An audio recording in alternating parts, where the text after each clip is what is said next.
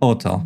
This is something they might ask us about in a job interview. Sometimes not directly, but through certain traps.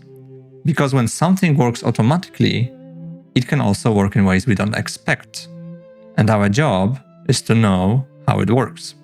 For those who use templates, I'll just say this. It works similarly to template type deduction, but with one surprise we get to in a second. For those who don't know how template type deduction works yet, let me explain simply. When you assign an int, you get an int.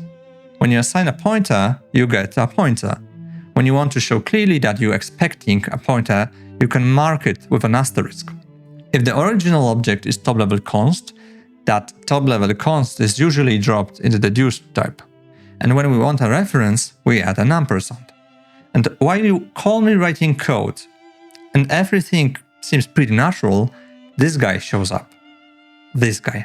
Not int anymore, but std initializer list, because that's how auto treats this copy brace-based syntax.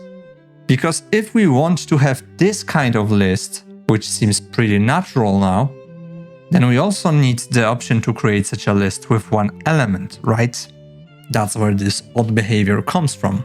But there is also a very similar form, which despite the braces, is still interpreted as an int by the compiler.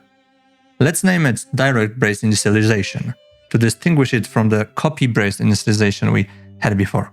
However, if we want to stay consistent with that distinction, then we cannot do this.